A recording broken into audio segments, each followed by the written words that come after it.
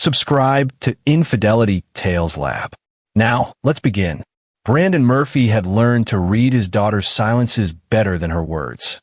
At 9 years old, Robin had already mastered the art of hiding things she thought might upset him, a skill she developed after her mother's death 3 years ago. So when she climbed into his truck after school on that Tuesday afternoon, her usual chatter about her friends and her art project conspicuously absent, Brandon knew something was wrong. "Hey kiddo," he said, pulling out the pickup line. "How was Mrs. Patterson's class today?" "Fine."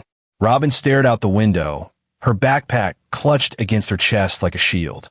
Brandon had spent the last 3 years rebuilding their lives after Kristen's sudden death from a brain aneurysm.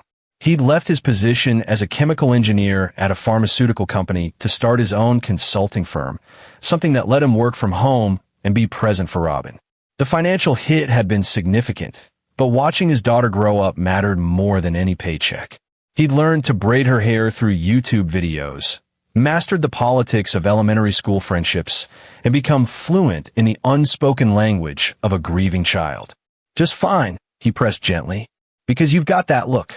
Robin turned to face him, her dark eyes, Kristen's eyes, filled with an uncertainty that made his chest tighten.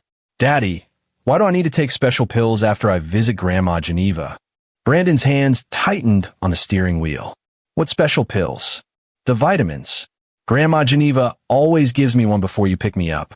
She says they're important because you forget to give me vitamins at home." Robin's voice dropped to a whisper. "But they make my tummy hurt sometimes, and I get really sleepy."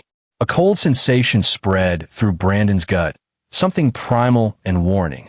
Geneva Herman, Kristen's mother, had been a constant presence in their lives since the funeral. Too constant, perhaps. She'd fought him on every decision regarding Robin's upbringing, her school, her activities, even her diet. Brandon had chalked it up to grief, a grandmother's desperate need to stay connected to her deceased daughter through her granddaughter. He'd been patient, accommodating, even when Geneva's weekly overnight visits felt intrusive. "How long has she been giving you these pills?" Brandon kept his voice level, though his mind was racing. "Since summer? Maybe before. I don't remember exactly." Robin twisted the zipper on her backpack. "Am I in trouble?" "No, baby. Not all." Brandon merged onto their street, his engineer's mind already working through the problem, cataloging facts, identifying patterns he'd missed. "These pills, what do they look like?" "They're white and kind of big. Grandma cuts them in half, so they're easier to swallow." Robin pulled her backpack onto her lap. "She gave me extras this weekend. Said I should take one every night before bed, but I forgot. They're still in my bag." Brandon pulled into their driveway, a modest ranch house in a quiet neighborhood in Richmond. He'd chosen it for the good school district and the fenced backyard where Robin could play safely. Now, that sanctuary felt contaminated. "Can you show me?" he asked, killing the engine. Inside, Robin dug through her backpack and produced a small plastic sandwich bag containing 3 white pills. They were unmarkable, unmarked, split neatly down the middle. Brandon held the bag up to the light, his training kicking in. The pills had a slightly chalky appearance, consistent with many over-the-counter supplements, but something about them triggered his professional instinct. The color was slightly off, too uniform. "Daddy, am I sick?" Robin's voice wavered. "Is that why I need medicine?" Brandon knelt down, pulling his daughter into a hug. "You're perfectly healthy, sweetheart. I promise." He pulled back, cupping her face gently. "But I need you to do something for me. Don't take any more pills from Grandma Geneva, okay? Not until I check with our doctor to make sure they're the right kind." Robin nodded, relief washing over her features. "I didn't like them anyway. They taste bitter." That night, after Robin fell asleep, Brandon sat in his home office, the bag of pills on his desk. He'd spent the evening acting normal, helping with homework, making dinner, watching their Tuesday night show together. But his mind hadn't stopped working. He picked up his phone and called his former colleague, Lloyd McLaughlin, who still worked at the pharmaceutical company. Lloyd answered on the third ring, his voice warm with surprise. "Brandon Murphy, it's been what, 6 months since you called? Finally admitting you missed the corporate grind?" "I need a favor, Lloyd. A quiet one." Brandon paused. "I need something tested, and I need complete discretion." The warmth left Lloyd's voice. What kind of something? Pills. Supposedly vitamins. Being given to my daughter. Brandon's jaw tightened. I have a bad feeling. Lloyd was silent for a long moment. Bring them by the lab tomorrow. I'll run them myself. No records. Thanks. I owe you. Brandon, if this is what I think it is. Lloyd trailed off. Be careful. After hanging up, Brandon opened his laptop and began documenting everything he could remember about Robin's visits to Geneva's house. He created a timeline, noting dates, durations, and any changes in Robin's behavior afterward. Patterns emerged that made his blood run cold. The increased fatigue, the occasional stomach complaints he'd attributed to growing pains or stress. The way Robin always seemed slightly off after spending time with her grandmother. Quieter, more withdrawn, needing extra sleep. He pulled up Robin's medical records, scanning through the past year's visits to their pediatrician. 3 appointments he'd thought were routine sick visits. Nausea, headaches, general malaise. The doctor had found nothing wrong, suggesting it might be psychological, grief manifesting physically. Brandon had accepted that explanation. Now he wondered what he'd missed. At 2 a.m., he was still awake, researching poisoning symptoms in children, creating lists, cross-referencing. His engineering background served him well. He approached the problem methodically, building a case from evidence even as his heart screamed at him to act immediately. But he learned patience through grief. He learned that sometimes the right action meant waiting for the right moment. His phone buzzed with a text from Geneva. I hope Robin enjoyed her weekend with me. She's such a special girl. I've been thinking we should make our visits twice a week instead of once. She needs more family time now that she's getting older. Let's discuss tomorrow. Brandon stared at the message, reading the subtext he'd been blind to before. The possessiveness, the push for more access, the subtle criticism of his parenting wrapped in concern. He didn't respond. Instead, he forwarded the message to a folder he created on his computer, labeled simply, Evidence.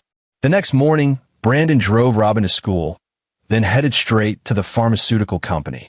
Lloyd met him in the parking lot, taking the pills with a grim expression. How long will it take? Brandon asked. Give me 3 hours.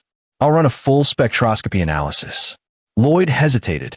Brandon, if these are what you suspect, you need to go to the police. I will, but I need to know what I'm dealing with first. I need evidence that's ironclad. Brandon spent those 3 hours in a coffee shop, his laptop open, building a comprehensive dossier. He pulled Geneva's social media posts, noting her comments about Robin. Too frequent, too possessive. He researched Virginia custody law, grandparents' rights, looking for motive. He found in a post from 8 months ago, buried in a grief support group. Watching my granddaughter being raised wrong by someone who doesn't understand her needs. Courts favor fathers now, even when mothers or grandmothers know better. Sometimes we have to fight for what's right. The comment had 6 likes and 3 supportive replies. Brandon screenshot it, added it to his folder. His phone rang at 11:47 a.m. Lloyd's voice was shaking. Brandon, where are you? Coffee shop on Broad Street. What? Stay there. I'm coming to you. And Brandon. Lloyd's voice dropped. We need to call the police. Right now. 20 minutes later, Lloyd slid into the booth across from him, his face ashen. He placed a printed lab report on the table, his hands trembling slightly. It's arsenic, Lloyd said quietly, mixed with a compound designed to slow absorption, make it accumulate gradually. Each pill contains enough to cause chronic poisoning over time without triggering acute symptoms. Whoever made these knew exactly what they were doing. He looked up at Brandon, horror in his eyes. Your daughter's been taking these for months? Brandon felt the world tilt. He'd suspected poison, had steeled himself for it, but hearing it confirmed sent rage flooding through him so intense he had to grip the edge of the table. There's more, Lloyd continued. The delivery mechanism. This isn't amateur hour. The compound used to control the arsenic release, it's pharmaceutical grade, not something you can buy at a hardware store. This took knowledge, resources, planning. Geneva worked as a pharmacy technician for 30 years before she retired, Brandon said, his voice flat. She'd have access to contacts, knowledge of dosing. Jesus. Lloyd pushed the report across the table. This is attempted murder, Brandon. Premeditated. Long-term. Brandon pulled out his phone, his hands steady despite the fury coursing through him. He opened his evidence folder, added Lloyd's report, then pulled up the contact for Detective Roderick Finley, a name he'd researched that morning specifically, a detective in the Crimes Against Children unit with a reputation for thoroughness and a 90% conviction rate. But before he dialed, Brandon paused. Geneva was smart, careful. She'd covered her tracks. The pills were unmarked, given privately. Without Robin's testimony, it would be Brandon's word against hers. And Robin was 9. A defense lawyer would tear apart her statements, claim the father was poisoning his own daughter and framing the grandmother out of spite. No, he needed more. He needed Geneva to incriminate herself. Brandon looked at Lloyd. I need you to do something else for me. Something that stays completely between us. What? I need you to hold on to these results for 24 hours. Don't file them. Don't tell anyone. Lloyd's eyes widened. Brandon, I know what it is. But if we move now, she might walk. I need one more piece of evidence. Trust me. After a long moment, Lloyd nodded slowly. 24 hours. Not a minute more. Brandon drove home, his mind working through scenarios, contingencies, risks. He'd spent his career analyzing chemical processes, understanding reaction chains, predicting outcomes. This was no different. Geneva had set a trap for Robin, thinking she was the clever one, the one in control. She'd underestimated him, seen him as an obstacle rather than a threat. That afternoon, he called Geneva. Hi, Geneva. About your text, I think twice-a-week visits sound great. In fact, why don't you come by tonight? We could discuss the new schedule, and you can help me go through some of Kristen's things in the attic. I've been putting it off, but I think Robin and I are finally ready. Geneva's voice practically purred with satisfaction. Oh, Brandon, I'm so glad you're being reasonable about this. Kristen would want Robin to have a strong relationship with me. I'll be there at 7. Brandon hung up and immediately set to work. He placed his phone on a charging dock in the kitchen, angled so its camera covered the entire room. He opened a voice recording app, pressed record, and locked the screen. Then he prepared the stage. The pills were still in his office, but he'd asked Robin to leave her backpack in the kitchen that morning, a natural place for it. He placed it prominently on the counter. He prepared tea, Geneva's favorite blend, and set out cookies on a plate. He made everything look casual, comfortable, inviting conversation. When Robin came home from school, he sat her down carefully. Remember how I said I needed to check with the doctor about those pills Grandma gives you? Robin nodded. Well, I talked to the doctor, and he says you shouldn't take any more. But here's the thing, kiddo. I need you to do something brave for me tonight. Grandma's coming over, and she might offer you a pill. I need you to say no, exactly like this. No thank you, Grandma. Daddy says I should only take vitamins from the doctor. Can you do that? Will she be mad? Maybe, but I'll be right there, and I won't let anything happen to you. You're safe with me, always. Do you trust me? Yes, Daddy. Good girl. Now, after dinner, I need you to go to your room and stay there, okay? Even if you hear Grandma and me talking. No matter what you hear, you stay in your room with the door locked until I come get you. Robin's eyes widened with understanding beyond her years. Is Grandma the reason I've been feeling sick? Brandon pulled her close. I'm going to make sure you never feel sick like that again. I promise. At 7 p.m. sharp, Geneva Herman arrived, carrying an expensive bottle of wine and wearing her best sympathetic smile. She was 62, impeccably dressed, with steel gray hair and a warm demeanor that had fooled Brandon for years. She played the grieving mother role perfectly, tearful at appropriate moments, supportive in measured doses, always positioning herself as the voice of experience and wisdom. Brandon, dear. She kissed his cheek, her perfume cloying. It's so good that you're finally accepting my help. Robin needs stability, family. You've been trying so hard, but a man can't do this alone. Come in, Brandon said, his voice neutral. I made tea. They sat at the kitchen table, Geneva launching into her vision for increased visitation. Perhaps Robin could spend every weekend with me. I could enroll her in activities, proper cultural programs. She needs a woman's influence, Brandon. No offense, But girls her age need guidance you simply can't provide. Where's my sweet Robin? Geneva looked around. I brought her favorite cookies. She's finishing homework. She'll be down soon. Brandon poured tea, his hand steady.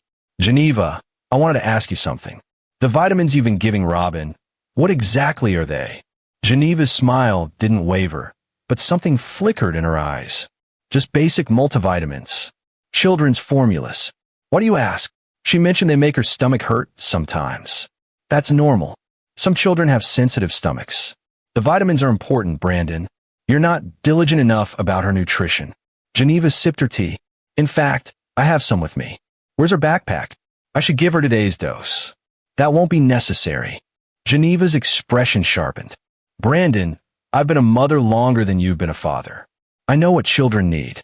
Do you? Brandon leaned back in his chair.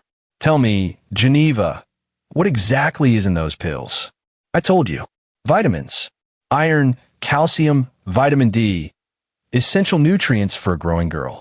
Geneva stood, moving toward Robin's backpack on the counter. Now, where did I put the bottle? Geneva. Brandon's voice stopped her. I had the pills tested. Geneva froze, her back to him. The silence stretched for 5 seconds, 10. When she turned, her mask had slipped, revealing something cold underneath. Tested? What are you talking about? A friend of mine at the pharmaceutical lab ran a full spectroscopy analysis. Arsenic, Geneva. You've been poisoning my daughter with arsenic. Geneva's face went white, then red. That's absurd. You're making this up. You're trying to turn Robin against me. Keep me from my granddaughter. You've always resented my relationship with her. Why? Brandon stood, his voice level despite the rage coursing through him. Why would you hurt Robin? Your own granddaughter. Geneva's composure cracked. She's not yours. She's Kristen's. She's all I have left of my daughter, and I won't let you ruin her the way you. She stopped, seeming to realize she'd said too much. The way I what? Ruin Kristen. Brandon took a step closer. Is that what this is about?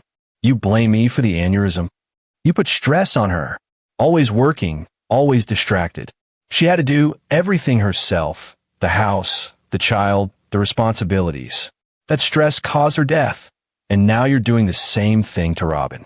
Neglecting her, leaving her with babysitters, feeding her garbage. Geneva's voice rose.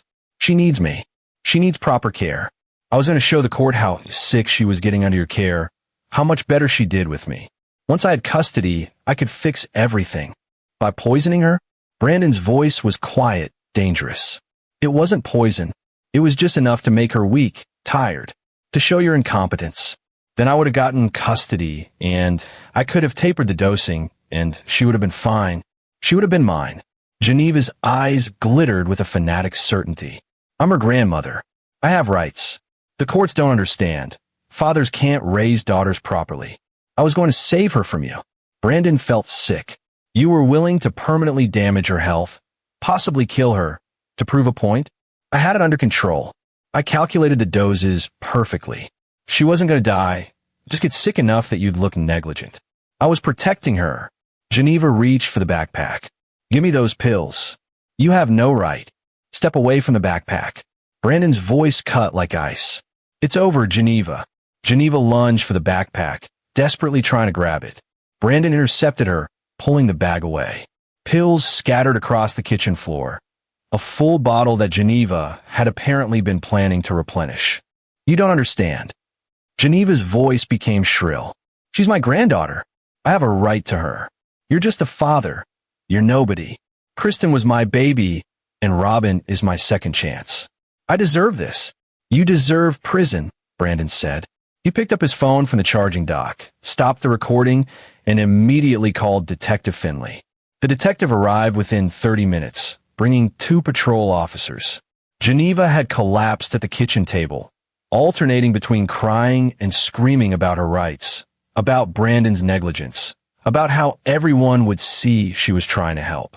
Detective Finley listened to the recording, examined the pills, took Brandon's statement. He was a tall black man in his 50s with intelligent eyes that missed nothing. Mr. Murphy, this recording, you got her to confess deliberately. I did. That's risky. A good lawyer might argue entrapment, coercion. Brandon handed over his folder. That's why I have documentation of everything. Timeline of symptoms. Her text messages showing escalating demands for access. Her social media posts indicating motive. A lab report showing the pills contain arsenic in a pharmaceutical-grade delayed-release compound. And a recording where she confesses to poisoning my daughter, explains her methodology, and admits she calculated doses, which proves premeditation and intent. Finley flipped through the folder, his expression growing more serious with each page. You build a case. I'm an engineer. I solve problems. Brandon's voice was steady. And I protect my daughter. Geneva Herman, Finley said, standing. You're under arrest for the attempted murder of Robin Murphy, a minor child. You have the right to remain silent. As the officers cuffed Geneva and read her rights, she lunged toward Brandon one last time. You'll regret this. She needs me. The courts will see. I'm her grandmother. I have rights. You had rights, Brandon said quietly. You lost them when you decided to poison a child. After Geneva was taken away, Finley stayed behind. We'll need your daughter's testimony eventually, and a medical examination to document the poisoning effects. I understand. I'll cooperate fully. Mr. Murphy, I've been doing this job for 20 years. Most parents miss the signs completely or wait too long to act. You saved your daughter's life today. Finley extended his hand. Your wife will be proud. Brandon shook it, emotion finally cracking through his composure. I just want Robin to be safe. After Finley left, Brandon went upstairs and knocked on Robin's door. It's me, sweetheart. You can unlock it now. Robin opened the door, her face pale. I heard yelling. Brandon knelt down, taking her hands. Grandma Geneva has been making you sick on purpose. The pills she gave you had bad medicine in them. But she's gone now, and she won't ever hurt you again. The police took her away. Robin's eyes filled with tears. Why would she hurt me? Because she was sick in her mind, baby. She loved you, but in a broken way that made her do terrible things. It's not your fault. None of this is your fault. Robin threw her arms around his neck, sobbing. Brandon held her, this precious child who was his entire world, and made a silent promise to Kristen's memory. I kept her safe. I'll always keep her safe. That night, Brandon lay awake, Robin asleep in his bed because she'd been too scared to sleep alone. He'd won. Yes, Geneva was arrested, the threat neutralized. But he knew this was just the beginning. There would be trials, testimony, trauma to work through. Robin would need therapy, time, patience. But she would heal, and he would be there for every step of it. His phone buzzed with an email from Lloyd. Formal lab report filed with police. Full analysis attached. She's going away for a long time, brother. You did the right thing. Brandon closed his eyes, exhaustion finally claiming him. Tomorrow he would call a lawyer, start documenting Robin's symptoms for the prosecution, begin the long process of seeking justice. But tonight, he could rest knowing his daughter was safe. The next morning, Robin came down to breakfast, moving more carefully than usual, as if testing whether the world was still dangerous. Brandon made her favorite chocolate chip pancakes, try to restore normalcy. Daddy, she said softly, pushing her food around. Am I going to have to go to court? Eventually, yes. But not for a while. And I'll be with you the whole time. What if they don't believe me? Brandon set down his spatula and crouched beside her chair. Robin, look at me. You're not on trial. Grandma Geneva is. And there's so much evidence. The pills, the tests, the recording of her confessing, that no one will doubt what happened. You're the victim here, and everyone involved will make sure you're protected. Will I ever see her again? Not if I have anything to say about it. And legally, once she's convicted, she'll lose all grandparents' rights. She'll go to prison for a long time. Robin nodded, some tension leaving her shoulders. Good. I know I'm supposed to love her because she's family, but she trailed off. You don't have to love someone who hurt you, sweetheart. Family is supposed to protect you, not harm you. Geneva broke that trust, and it's okay to be angry about it. The doorbell rang. Brandon tensed automatically, but through the window he saw it was Detective Finley, along with a woman in professional attire. Mr. Murphy, Finley said when Brandon answered. This is Assistant District Attorney Cassandra Moore. She'll be prosecuting the case. We were hoping we could talk. They sat in the living room. Robin sent to play in her room. Cassandra Moore was in her late 40s with sharp eyes and an air of competence that immediately put Brandon at ease. Mr. Murphy, I've reviewed the evidence you compiled, she began. It's exceptionally thorough. With your recording and the lab results, we have a very strong case for attempted murder in the first degree. Good. However, I need to prepare you for what's coming. Geneva Herman has retained Brad Gill as her defense attorney. He's known for aggressive tactics, and he'll try to paint you as a vindictive son-in-law who's manufacturing evidence to alienate the grandmother from her granddaughter. Let him try. I have documentation going back months. Moore nodded approvingly. That's exactly what I wanted to hear. But there's something else. We found Geneva's search history on her home computer. She'd been researching arsenic poisoning protocols for 8 months, visiting forums about grandparents' rights and documenting what she called Brandon's failures as a father. She had a whole case built up, planning to petition for custody once Robin appeared sick enough. Brandon felt cold. She'd been planning this for 8 months? Longer, actually. We found prescription records showing she'd been acquiring materials through her old pharmacy contacts for nearly a year. This wasn't impulsive. This was a methodical, long-term conspiracy to gain custody of your daughter by making her appear chronically ill under your care. Jesus. There's more. Finley pulled out his notepad. We contacted Robin's pediatrician. Turns out Geneva had been calling the office regularly, reporting concerns about Robin's health, suggesting that you weren't bringing her in for proper care. She was building a paper trail to support a custody petition. Brandon's hands clenched. Every move Geneva had made, every seemingly helpful gesture, had been calculated.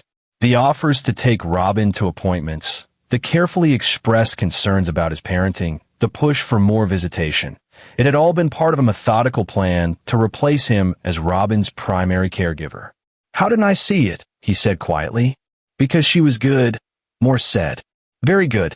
Most people see a concerned grandmother and assume positive intent. You acted the moment your daughter indicated something was wrong. Most parents take much longer to recognize abuse, especially from family members. What's the timeline for prosecution? Arraignment is tomorrow. She'll plead not guilty, obviously. We'll schedule a preliminary hearing within 2 weeks. Given the severity of the charges and the risk she poses, I'll be requesting she be held without bail. Will she get it? Attempted murder of a child with evidence of premeditation? Yes, I believe so. But Gill will fight it. Over the next 2 weeks, Brandon's life became a careful balance of protecting Robin while building the legal case. He hired Steve Parker, a family law attorney specializing in grandparents' rights cases, to ensure Geneva could never make a custody claim again. He took Robin to a pediatrician who specialized in toxicology, documenting the arsenic levels in her system, the damage to her liver and kidneys, minor, thankfully, but present. Robin had nightmares. She'd wake up crying, afraid someone was trying to give her pills. Brandon held her, reassured her, took her to a child psychologist named Dr. Leah Robertson, who specialized in trauma. Slowly, day by day, his daughter began to heal. But the legal battle was just beginning. Geneva's arraignment revealed the depth of her delusion. She appeared in court dressed immaculately, playing the role of the wronged grandmother. Her lawyer, Brad Gill, immediately went on the offensive. Your Honor, Gill began, my client is a 62-year-old woman with no criminal record who has been the victim of a malicious campaign by her son-in-law. The so-called evidence is based on unverified lab tests and a recording obtained through deception. My client was distraught, grieving the loss of her daughter, and Mr. Murphy exploited her emotional state to extract statements that have been taken completely out of context. Cassandra Moore stood, her voice cutting. Your Honor, the defendant confessed to a pattern of poisoning a 9-year-old child with arsenic over a period of months.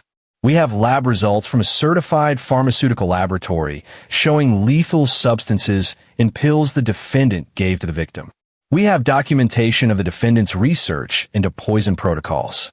We have the victim's testimony, medical evidence of arsenic in her system, and a clear motive, The defendant wanted custody of her granddaughter and was willing to harm the child to achieve that goal. The judge, a stern woman named Judge Eunice Hagen, reviewed the evidence packet Moore had submitted. Her expression grew progressively more severe. "Mr. Gill, your client is charged with attempted murder of a minor child. The evidence presented is substantial and disturbing.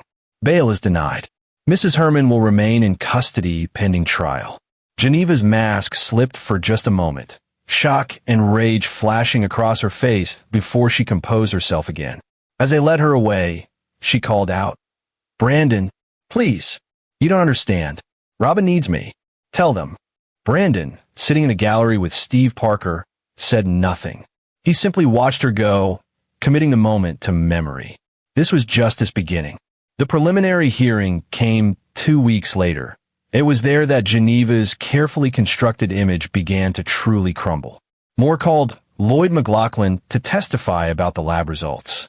"Can you explain to the court what you found in the pills provided by Mr. Murphy?" Moore asked. Lloyd, clearly uncomfortable but resolute, laid out the findings. The pills contained arsenic trioxide mixed with a delayed-release compound. The dosing was carefully calculated, enough to cause chronic symptoms but not acute poisoning. Whoever made these had pharmaceutical knowledge and access to controlled substances. In your professional opinion, what would be the effect of taking these pills over several months? Cumulative poisoning. Symptoms would include fatigue, nausea, neurological issues, and eventual organ damage. Long-term exposure could be fatal. Lloyd's voice hardened. This was designed to make a child appear chronically ill without triggering acute medical crisis that would reveal the true cause. Gill cross-examined aggressively. "Mr. McLaughlin, isn't it true you're a personal friend of Mr. Murphy? That you ran these tests as a favor, without following proper chain of custody protocols?"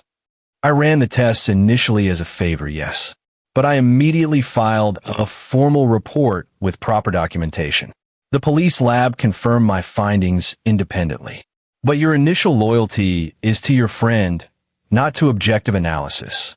My loyalty is to the truth. Those pills contain poison designed to harm a child. No friendship would make me lie about that." When Robin's pediatrician, Dr. Gerald Drake, took the stand, his testimony was damning.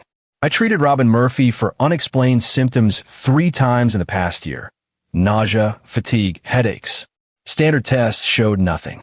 In retrospect, knowing she was being poisoned, the symptoms aligned perfectly with chronic arsenic exposure. Did anyone express concern about these symptoms?" Moore asked. "Yes. The grandmother, Geneva Herman, called my office several times suggesting Robin wasn't receiving adequate care at home. She implied Mr. Murphy was neglectful." "Did you find evidence of neglect?" "None whatsoever. Mr. Murphy brought Robin in promptly for every appointment, followed all medical advice, and showed appropriate parental concern. The symptoms didn't match any parental neglect pattern I've seen in 20 years of pediatric practice." Gill tried to paint Drake as defensive of Brandon to avoid malpractice liability for missing the poisoning, but the doctor's credibility held firm. The hearing's climax came when Moore played the recording. Geneva's voice filled the courtroom. "It wasn't poison. It was just enough to make her weak, tired, to show your incompetence. Then I would have gotten custody, and I could have tapered the dosing, and she would have been fine. She would have been mine." The gallery gasped. Several jurors. This was technically a grand jury hearing to determine if charges should proceed to trial. Visibly recoiled. One woman covered her mouth in horror. "I calculated the doses perfectly. She wasn't going to die, just get sick enough that you'd look negligent. I was protecting her." When the recording ended, Judge Hagen called a brief recess. When she returned, her decision was swift. "Based on the evidence presented, I find probable cause that Geneva Herman did willfully and with premeditation attempt to murder Robin Murphy through arsenic poisoning. This case will proceed to trial. The defendant will remain in custody without bail."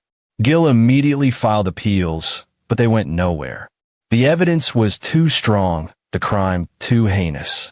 Geneva remained in jail, and the trial date was set for 3 months away. During those months, Brandon worked with Dr. Robertson to help Robin process what had happened. The child psychologist was patient and skilled, helping Robin understand that adults sometimes did wrong things, that it wasn't her fault, that being angry and hurt was okay. "I thought grandmas were supposed to be safe," Robin said during one session, Brandon sitting beside her. "Like in stories. They bake cookies and tell you they love you." "Most grandmas are safe," Dr. Robertson said gently. "Your grandma Geneva was sick in her mind. She loved you, but her love was broken and twisted. She couldn't see that what she was doing was wrong. But she hurt me on purpose. That's not love." "You're absolutely right. Real love means wanting what's best for someone, even if it's not what you want. Real love protects." What Geneva did wasn't real love, no matter what she called it. Robin turned to Brandon. "You protected me, Daddy. That's real love, right?" Brandon had to swallow hard before answering. "Always, kiddo. Always." As the trial date approached, Geneva's lawyers tried every tactic to delay or derail the proceedings. They filed motions to suppress the recording, claiming it was obtained through coercion. The judge denied it. Brandon had been in his own home, defending his child, and Geneva's confession was voluntary. They tried to suppress the lab results, claiming improper chain of custody. The judge noted that police labs had independently confirmed the findings. They tried to introduce evidence of Brandon's questionable parenting, a collection of minor incidents Geneva had documented over the years. He'd been late picking Robin up from school once. He'd missed a parent-teacher conference when he had the flu. He'd served pizza for dinner too many times in 1 week. Steve Parker tore these attempts apart methodically. "Your Honor, the defense is trying to distract from a clear-cut case of attempted murder by suggesting that serving pizza for dinner somehow justifies poisoning a child. This is absurd and offensive." Judge Hagan agreed. "Mr. Gill, unless you can demonstrate actual neglect or abuse by Mr. Murphy, I will not allow this trial to become a referendum on his parenting choices. Your client is charged with poisoning a child. Stay focused on that charge." Finally, the trial began. The courtroom was packed. The case had drawn media attention, sensational headlines about the poisoning grandmother. Brandon had shielded Robin from most of it, but she knew her story had become public. Moore's opening statement was devastating in its simplicity. "Ladies and gentlemen of the jury, this case is about a woman who was so convinced of her own righteousness that she was willing to poison her 9-year-old granddaughter to prove a point. Geneva Herman believed she had a right to raise Robin Murphy, and when the child's father didn't grant her that right, she systematically poisoned Robin with arsenic, making her sick enough to appear neglected, planning to use that false evidence to gain custody. She confessed to this plan in detail. The evidence is overwhelming. The defendant must be held accountable." Gill's opening tried to paint Geneva as a grieving mother driven to desperation. Geneva Herman lost her beloved daughter Kristen 3 years ago. In her grief, she became overprotective of her only grandchild, perhaps too focused on Robin's well-being. When Robin had unexplained health issues, Geneva panicked. She gave Robin supplements she believed would help, never intending harm. The so-called confession was extracted through manipulation by a son-in-law who wanted to eliminate Geneva from Robin's life. This is a tragedy born of grief and misunderstanding, not criminal intent. But the evidence told a different story. Moore methodically built her case, calling witness after witness. She presented Geneva's internet search history, showing queries like arsenic dosing sublethal, how to make child appear chronically ill, and grandparents' custody rights Virginia. She presented text messages from Geneva to old colleagues at the pharmacy, asking about delayed release compounds and substances that mimic chronic illness. She presented the prescription records showing Geneva had obtained materials under false pretenses. The most damning moment came when Moore played Geneva's recorded confession again, this time with transcript displayed on screens so the jury could read along as they listened. "I calculated the doses perfectly. She wasn't going to die, just get sick enough that you'd look negligent." After the recording, Moore turned to the jury. "Ladies and gentlemen, those are not the words of a confused grandmother. Those are the words of someone who planned, calculated, and executed a systematic poisoning of a child. She didn't give Robin vitamins in good faith. She gave her poison deliberately, methodically, for months. When it came time for Robin's testimony, Judge Hagen cleared the courtroom of media and allowed the girl to testify via closed-circuit video from another room with Dr. Robertson present. Brandon watched on the courtroom monitor as his daughter, so small and brave, answered Moore's gentle questions. "Robin, can you tell us about the pills your grandmother gave you?" She said they were vitamins. "Special ones because Daddy forgot to give me vitamins at home." Robin's voice was quiet but clear.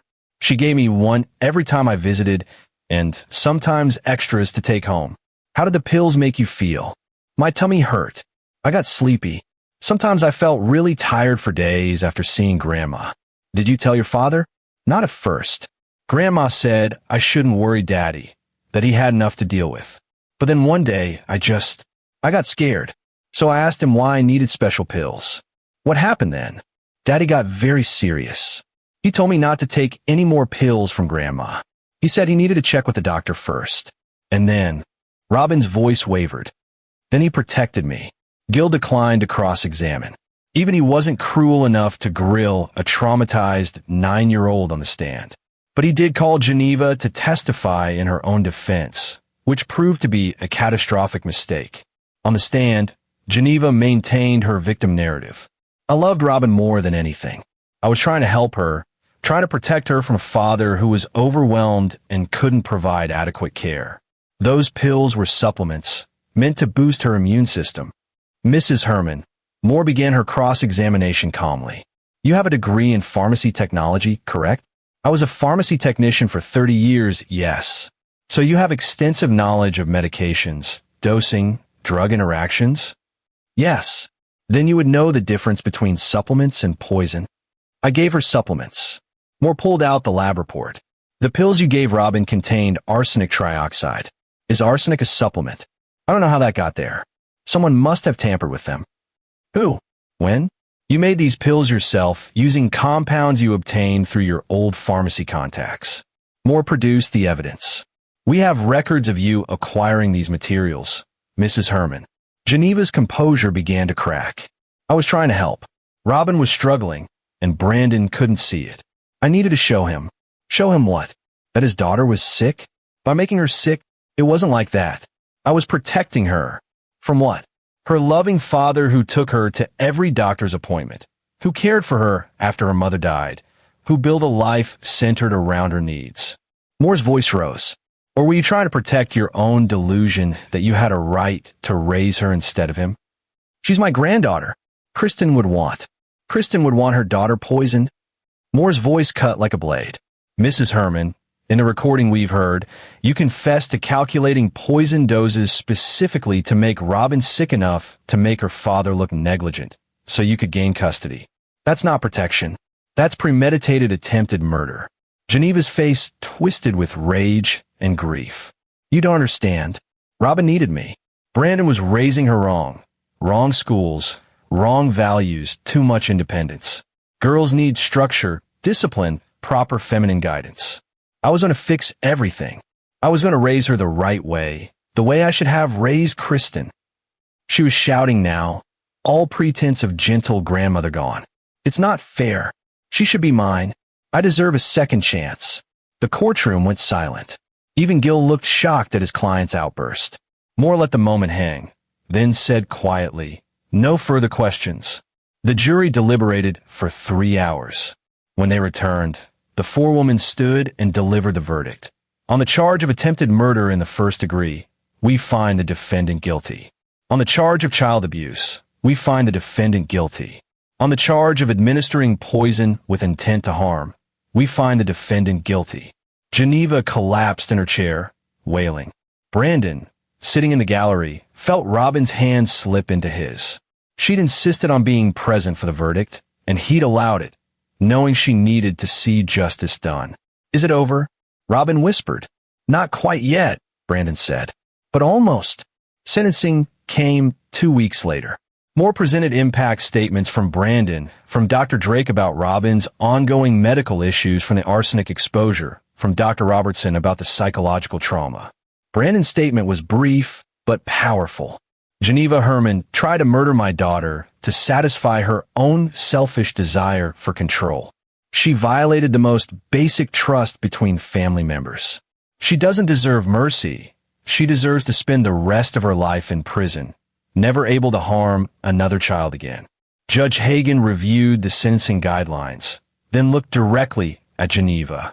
Mrs. Herman, in my 30 years on the bench, I have rarely seen a case as disturbing as yours. You systematically poisoned your own granddaughter over a period of months, causing her physical and psychological harm that will take years to fully heal. You did this not out of confusion or accident, but through careful planning and premeditation, driven by narcissism and a pathological need for control.